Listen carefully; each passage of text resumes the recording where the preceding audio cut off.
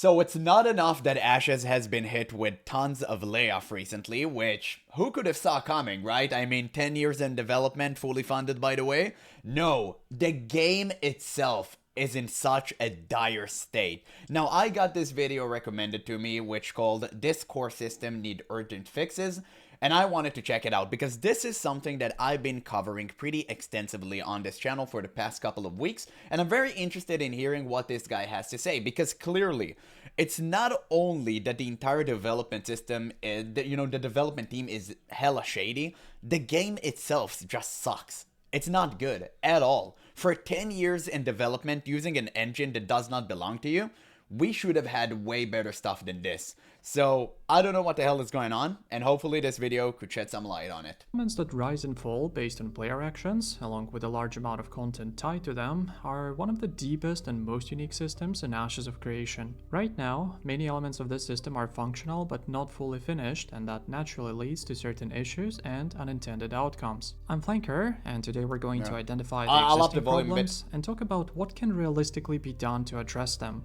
Since Ashes of Creation is a game in open development, players constantly provide feedback and suggestions. True. But when it comes to suggestions... And most of it get ignored by Steven unless it's positive. Then he pay attention to that.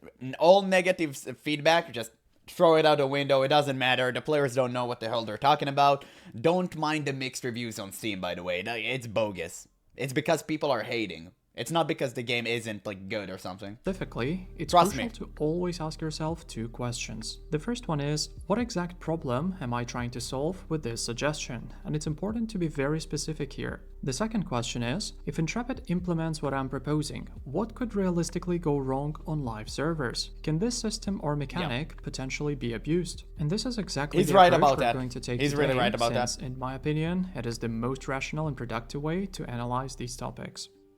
Intrepid's general vision is that players and guilds spread across different settlements, settle down, start constructing buildings, and eventually form their own citizen communities. The first issue that directly interferes with this vision is the fact that, for whatever reason, there is currently no cooldown for changing citizenship. Not only should such a cooldown obviously exist, but it also should not reset on server restarts, because that makes it largely meaningless. Choosing which settlement you want to be a citizen of is supposed to be an important decision. For that reason, a cooldown of 3 to 5 or maybe even 7 days would make a lot of sense here. Yeah, I completely agree. It will also prevent senseless migration because certain guilds want to recruit you and stuff. I agree. That's a very good point. I like that. Interesting mechanic that is meant to act as a soft cap for settlement population. Yeah, also it will prevent abuse for election and stuff. That's right. Is the dynamically increasing citizenship taxes. Is there a cap on the number of citizens that can be a part of a particular node? There is not a hard cap, there is a soft cap. And what that means is that when you become a citizen, you enter in at a certain citizenship due structure. And citizens pay taxes to their node in the form of both property taxes based on if they own which type of housing, as well as citizenship dues, which are necessary. And as you enter later into the stage of a node's development, you will pay a higher value on the citizenship dues, or vice versa. If you own a property later, you will be entered into a property tax structure that is higher based on where you enter that property owner. So the rich people who grind all day can go wherever the hell they want, and the poor people that only have like 1 or 2 hours to play a day would rot in some slum? Wait, I know this game! It's called Real Life! Holy shit, wait, they actually made it! Yo, that's dope! That's dope, man. I can be a loser in real life and in a video game as well. Wow, that's exactly what I subscribe for, Steven. Thank you. That's awesome. I love that. That's great. I wish they can actually give me the option to be homeless and just beg for people on the street. That would be fun. I'll enjoy that. Within the node's history. So those kind of help to form a soft cap. If players are willing to pay more to be a citizen, can't afford a house, soft cap of a particular node, they have that option, right? That's fun. At some point it becomes restrictive.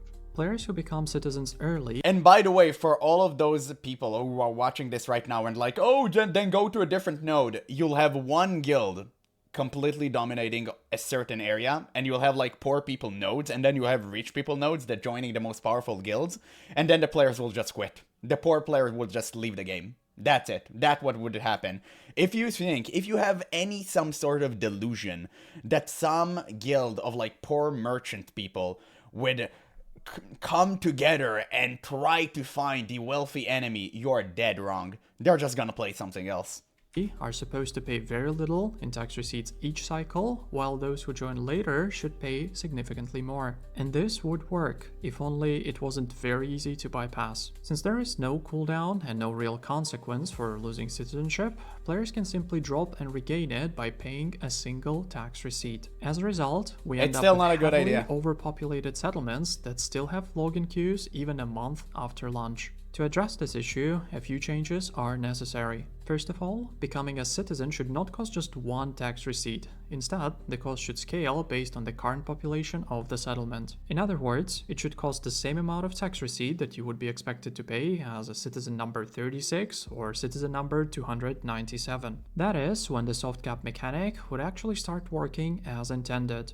Secondly, as I mentioned earlier, changing citizenship needs a longer and meaningful cooldown. Its absence becomes the root of another problem, elections that simply don't make much logical sense, and what happened on Resna is a perfect example of this. That's a what I said single guild earlier. managed to secure 5 or 6 mayorships within the first month, and that's probably not the outcome you would want to see. What concerns me the most here is that based on what But they'll find another way to do it. They'll find another way to do it. It doesn't matter. If you will ever have the, let's say, unfortunate timing of playing at the same server and time as a streamer, as a big streamer, like, let's say, like S-Fan, Gold, whatever, right? You are completely screwed because you are going to be at the mercy of their viewers, and it's not going to be good for you, Chief. It's either you join the wave or you just get crushed beneath it. That's all that's going to happen, because whatever Asmin will say, people will follow. And don't get me wrong, it's not like hate against him. I love Asmongold, I watch him all the time. But at the same time, I don't want to be at the mercy of some streamer. It's a really bad idea, and it's a really bad decision. And you can be 100% sure that these servers would be infested with brain rot fanatics that would just listen to their god streamer, okay? That you could be sure of that. And it won't be fun for the rest of us who don't capitulate to their demands and don't play by their rules. So whichever mayor streamer is going to elect, he's the one that people are going to vote for. Because they think it's funny, they think it's content, and they don't care about you. You are meaningless to them. You are nobody. And that's exactly why I say that Ashes will fall. It eventually will be wrought with so many players that are just completely infatuated with the idea of a streamer paying attention to them. They would be willing to do anything for them. And also you'll have like guilds on Discord that are just a bunch of cringe and sweat lords that lives in their mother basement that would do the same essentially. Just a power trip. This entire game is just going to be one huge power trip for those who have nothing in real life going on for them. But you're the average dead gamer, you're screwed, man. Like, you're done. That's why I'm not even coming close to this game on release. Unless they completely change the entire system. Which, by the way, they're going towards, like, no. It doesn't seem like it. Steven is so vehemently refuse to actually change anything about this game because he thinks that is perfect. It's so far from it. But you know what?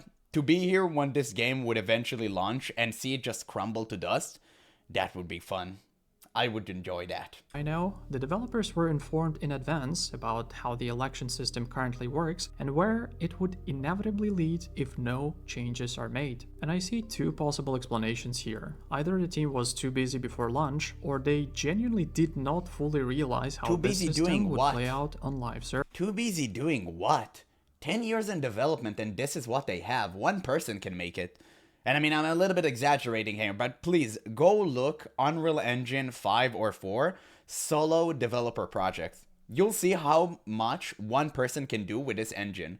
The fact that they have been in development for 10 years and this is all they got, it's really fishy. I don't care what you say, it's so fishy. And I'm so glad more and more people are starting to wake up, because whenever I uploaded a video like this, I used to get a ton of dislikes, but because all of these haters just dislike my videos. But nowadays, the entire tone completely changed. Like, everything shifted. Nowadays, I'm getting a ton of likes and so many positive comments that say, hey, you know what? You're right. You're right about this. Because I'm not being hateful. I never was. It's just a matter of fact that I look at what's in front of me and I judge a game solely based on that. I never judge a game on what it's going to be in the future. I look at what I have right now with the tools that I currently own. And I see a game that has been 10 years in development, got millions of money, of funding, right? It has, again, it has all the right tools using Unreal Engine. So what the hell are we doing here? How is this all that we got? Nothing really makes sense. So that's why I'm judging this game so harshly, because something doesn't click. Just don't click for me, right? No, it doesn't make any sense. Servers. Either way, at least all of this happened during early access, not an actual release, and I genuinely hope that this will be addressed sooner rather than later. Implementing a separate cooldown for voting specifically might be another potential solution here. The next issue on the list is the mayor's ability to initiate the destruction of buildings within a settlement. This mechanic is intended, and it absolutely should exist for a number of reasons. Yeah, The real I heard problem, about that. however, is the lack of proper checks and balances. During this process, a citizen vote is initiated, but currently, regardless of how citizens vote, the outcome is already predetermined and the building will inevitably be destroyed. And we don't even need to speculate about what this can lead to, because we've already seen it happen with our own eyes during this phase, right? Next, let's talk about mayoral commissions. Completing them used to serve two purposes. They allowed players to activate settlement buffs, and they were also one of the ways to earn citizen reputation. For some reason, mayoral commissions no longer reward reputation, and unless I'm missing something here, this looks like a bug rather than an intended change. The idea of each settlement having a unique cloak with specific stats that only citizens can wear sounds good on paper. In reality, however, it creates a pretty obvious problem. Some of those cloaks are pretty strong for certain physical or magical archetypes, especially at early game. As a result, players are effectively pushed toward choosing a specific settlement if they want to use the best option available. Ironically, a couple of existing flaws are currently preventing this from becoming a large-scale issue. First, citizenship can be swapped almost instantly. Second, players can equip a cloak, renounce their it would become a much larger problem when they actually fix the fact that you can just swap citizenship later, but as long as it stays on, everything is fine. If these two issues did not exist, the outcome would be very predictable. Instead of spreading out, many players would gravitate toward the settlement that offers the best cloak for their archetype, which would only make the overpopulation problem worse. So there are a few things that might be worth reconsidering here. I get it, having a unique cloak with the sigil of your settlement sounds cool, but you know, players are players and their behavior is often very predictable. For that reason, it might be a rational change will always if cloaks min-max. were not exclusive, so that players wouldn't base their settlement choice around them. Secondly, I guess it might be a good idea if settlements vendors were also selling cloaks of different rarities, not just green. Alternatively, vendors could be selling recipes so that those cloaks could be crafted by players. Both options are fine.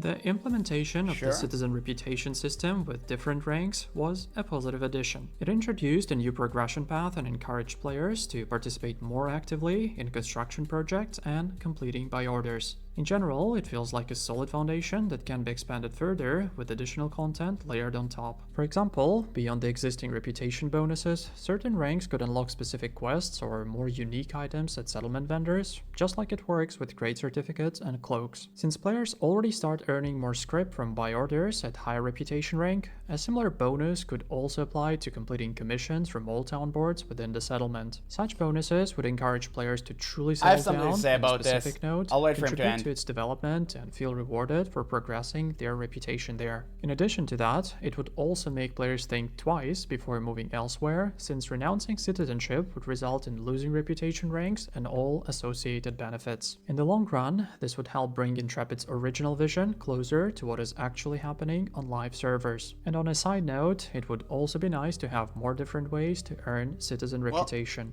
He's right, but all of these systems kinda make sure that you eliminate the casual player base. Again, you need to understand, if you have any delusions that this game is going to be sustained by like 300 sweats, you're wrong. Unless they're gonna all out whale and buy every single item in the shop, like Star Citizen, this game is not going to hold itself above water. Never.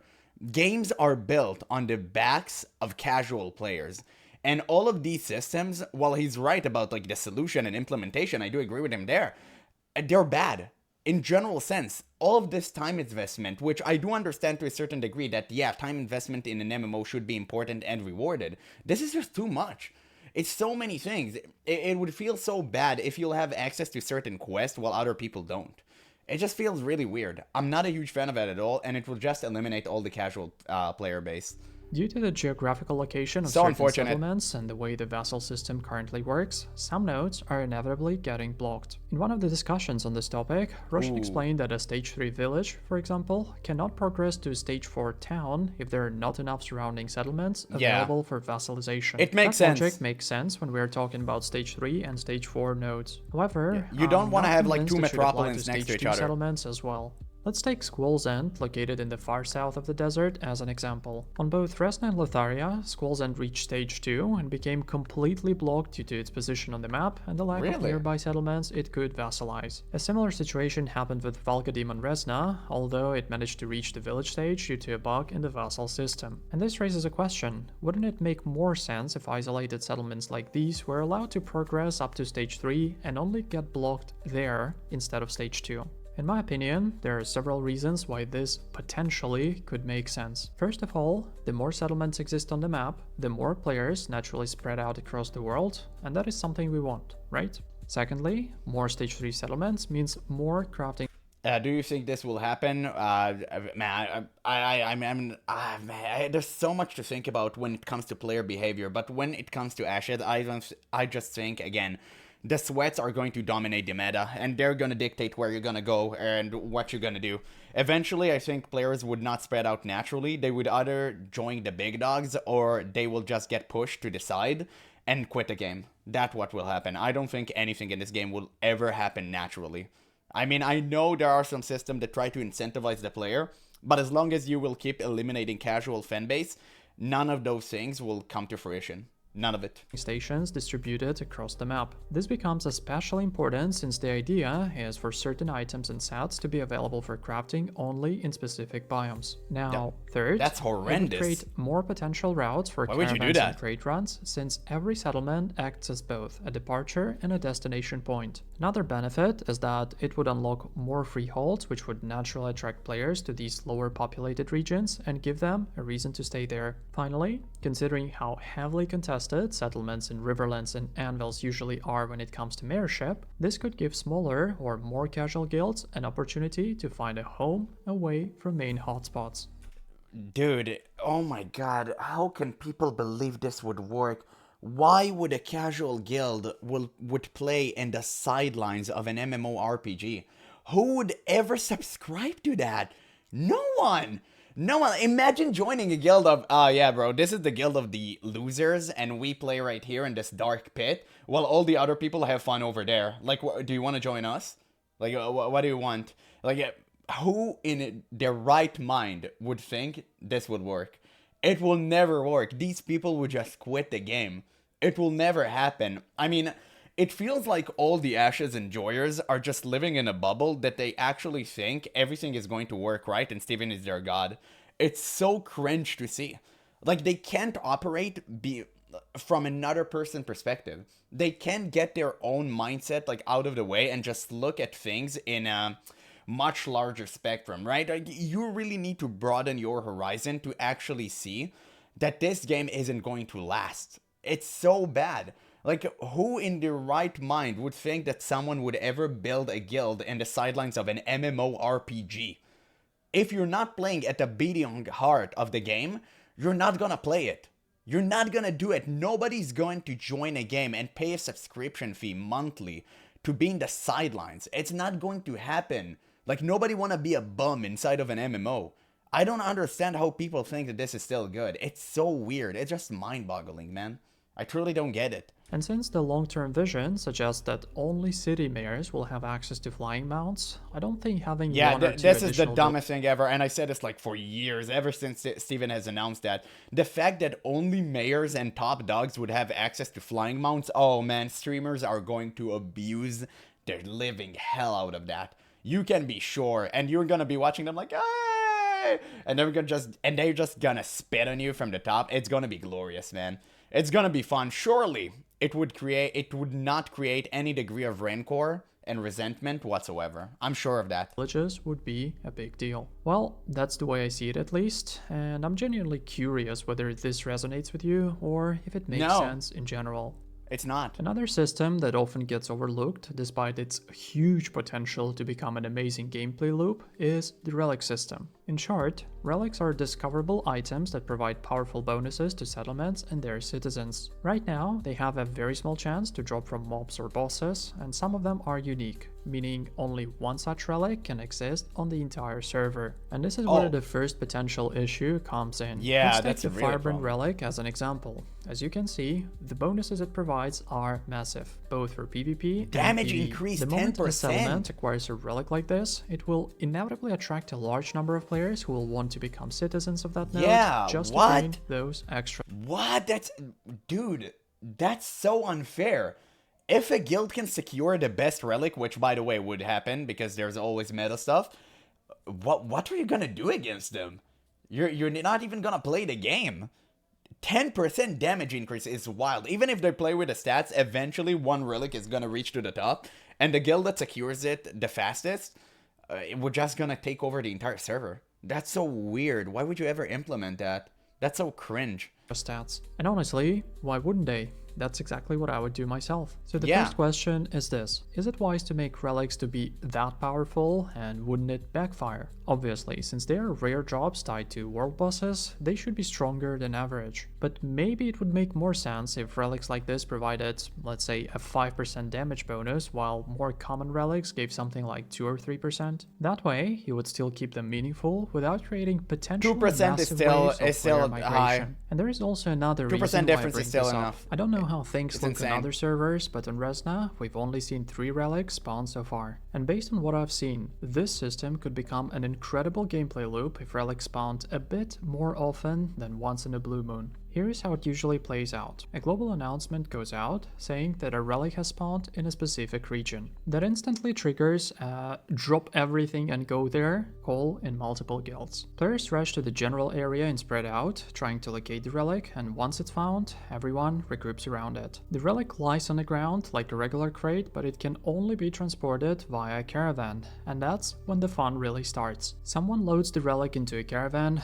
players sign up as attackers and defenders, and an actual opt-in, objective-based PvP event begins. One side tries to defend the caravan and deliver the relic to their settlement. The other side tries to destroy it, steal the relic, and bring it somewhere else. This cat and mouse gameplay can last for hours and be incredibly fun, if only it happened a bit more often. So the question becomes, what if relics were slightly less OP, But again, isn't the spawned strongest more guild would frequently win? so that players engage with this loop a bit more often? And of course, for this system to truly shine, And I mean, everyone would existing just join issues that need to guild. be addressed first. Due to the nature of these events, they attract a lot of players, and as we all know, unfortunately, large-scale PvP is not in a great state right now. On top of that, we've already encountered a caravan event bug during these events twice that made it impossible for players to even join the event. And that is especially frustrating considering how rare relic spawns currently are. Oh my god, look at Damn. this. Impeccable timing. Literally, the moment I finished recording the previous paragraph, today's fixes have been published, and guess what? Anyway, what do you guys The think? game still Do you feel sucks. like this could be a better direction for the Yeah, relic system, fix the bug, or sure. you'd rather keep it as it is?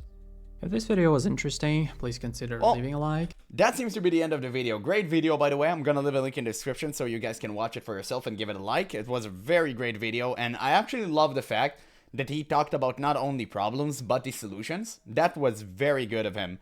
But at the same time, I think it kind of ignored the main issue, that the game just sucks. And none of these systems that he tried to fix will actually work in reality. None of them.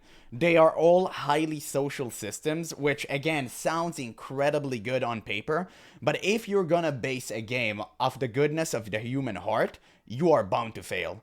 It will never work. Like nothing. All of these statements and systems right here, they stand on false water. They would never hold a candle in reality, and there's nothing you can do to save it except abolish everything. Like, you can do anything. Like, the guilds versus guild shenanigans, it will never happen. People would only join the best guild, and if you limit guilds in power, then people would just quit the game. There's never going to be like, oh, this guild is trying to fight that guild, and there's gonna be like backstabbing and stuff. Brother, this isn't EVE Online. You don't have the right framework. You try to play both hardcore PvP and PvE gamers, and you can't hit both. It's impossible. There's a reason for why PvPvE MMORPGs never stood the test of time. There's a reason for that. Because these two games can't work in tandem. You either have to go full-on PvP, like EVE Online, which has PvE elements to it, but it's more focused about the interaction and one big mega server and stuff. So it's very different. The entire framework is completely different. Same thing with Albion. I know some people are wanting me to check out this game, but I heard about it recently, so I've seen a couple of things. And also the reason these games work is because they fully went into PvP. When you do with Ashes, what you're doing with Ashes is trying to play both sides, and you'll end up disappointing both. That's pretty much what's going to happen. But yeah, I guess other than that, like, pretty great video. I said all that I want to say.